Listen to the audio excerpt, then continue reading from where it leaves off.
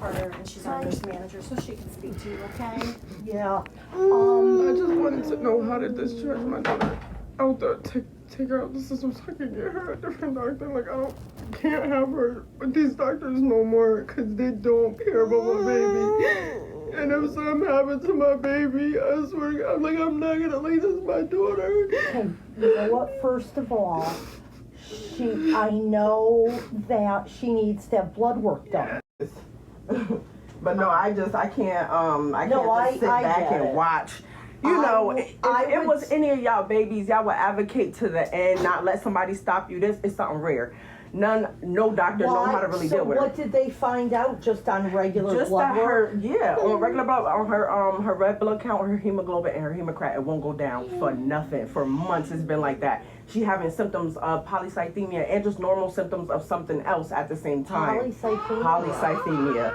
And so they trended her because at first they was wrong. And they was telling me, no, we're sure she doesn't have it. And I'm like, yeah, but something's wrong with my baby. I'm noticing the sweats, extra sweats and nobody knows better than the mom. Yeah, right? So then they took it serious after I had to beg them to do it. And then they trended her for a month and then waited, trended her for 2 more months. And then it was like, okay, it's been 3 months, nothing changed.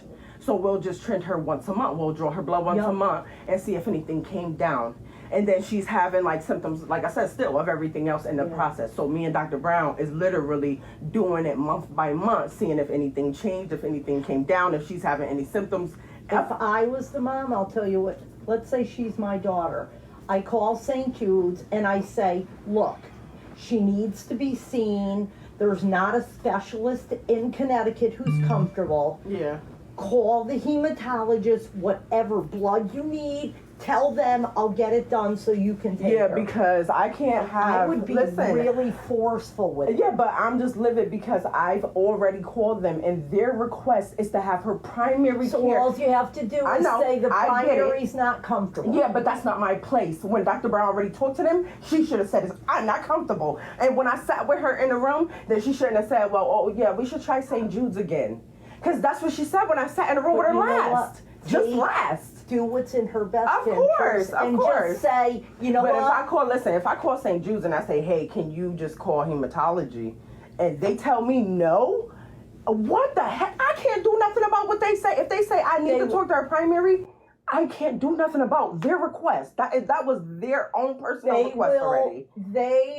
If they feel like they can help her, they will. They have to see her blood. This is what she told me. The lady said in St. Jude's, if you was bringing your baby in for anything else, they would take them walking. But because she said hematology, no. So in that emergency room, she could get sick.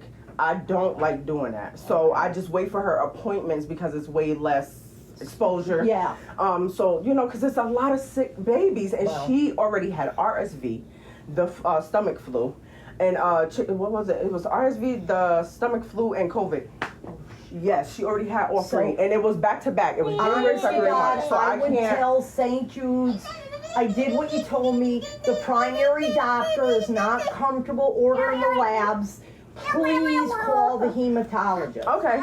And in the meantime, I gotta get her a different. Like, she can't come here. Like, there's no way. I understand y'all not feeling comfortable or whatever, but tell St. Jude's that yourself. You're a grown woman, a doctor that had degree for years, very smart, articulate with your talk. I'm sure you could have told them, I'm not comfortable. Those 3 words is pretty simple. Yeah. As the mom, if you're already talking to them and you're the doctor, you should just communicate that from the beginning. Hey, I'm not comfortable. What can I do to help the mom? Yeah. That's not what Dr. Brown did, and that's why we're where we're at right now. No, I get it. I'm fed up. I asked for a different doctor, so she's supposed to see a doctor at the clinic over on supposed to be in July. I would rather just try over there first, because it's either that or I take her up today. You know what I'm saying? But I just can't have her be here. Okay. I feel like the doctor's here, it is never gonna work. It's like talking to a brick wall. But every doctor is different. You got some doctors that's really gonna go hard for a patient, and if the mom say, hey, I'm worried, they say, hey, let me just ease your concern. Yeah. You know what I'm saying? Even because she's having symptoms. Let's humor ourselves and just do the blood work, because it's a one-stick draw anyway, real quick on a CBC or something. Let's just humor ourselves to make sure she okay. Yeah. They just let her go home. I think as I know Dr. Brown, she doesn't want to order blood work. That's not her specialty, because if there's something wrong, what does she do? And that's why I told you, if you listen, it's not about polycythemia only. She has multiple symptoms of something else. I keep saying that and nobody's hearing me. So No, everybody's stuck on polycythemia. If you did, then those things Dr. Brown can check with, because she's been doing it since my daughter had her as a doctor. If you go back and look at her labs, Dr. Brown always ordering a bunch of different crazy labs for different stuff. So to hear it now, all of a sudden, I can't, because it's a daggone lie. Because if you go back and look at her orders, she done order her all kind of stuff, thinking, you know, let's check for this, let's check the lab for that. If you look at her blood work, Dr. Brown is always ordering something. Well, so it missed me with that. That's why I said y'all only know a little bit of the situation. And I totally admit You that. know? I have an appointment at Grand. In July. Perfect. And then see if maybe they'll do, being that she's gonna be new there. Yeah, they might. Of course, they should have to. You know, but that's what I'm saying. Why would they have to take her a new appointment over at Grand for them to draw her blood when it's all the same clinic? That is crazy. It's the same place. Because it's a different doctor. But it's the same clinic. No, I get it. Kidding me about my daughter, man. Smith. Yeah, Olsen, right? Yes.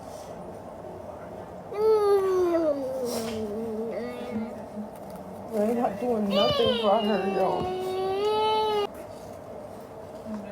I'm fucking freaking out, yo. And I don't know, not finding It was the same shit last time. I told them, I said, every time I come here, y'all always do this to her. Y'all just push her to the side. This is what I'm trying to find her, a hematologist. But I need her to have a regular doctor in the process.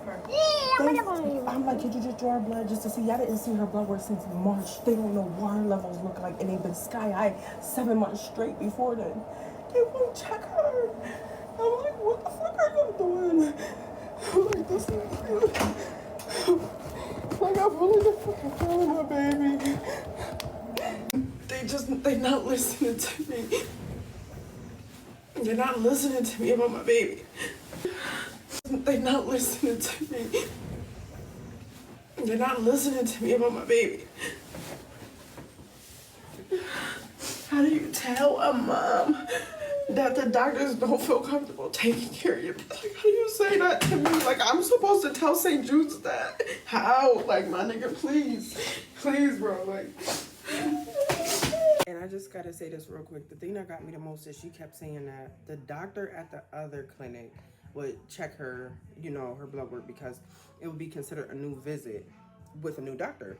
But today was a new visit with a new doctor. So I'm so confused as to how she thinks that they can put in the blood work to be drawn at the new place, but not right now in this appointment. It like literally makes no sense to me. I'm gonna leave her GoFundMe link in the bio. Whoever wants to help, they can, because a lot of people was asking on live.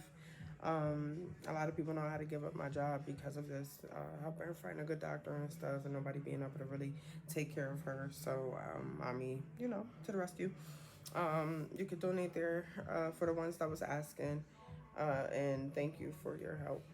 Every little bit count. We'll get her to somebody that cares soon.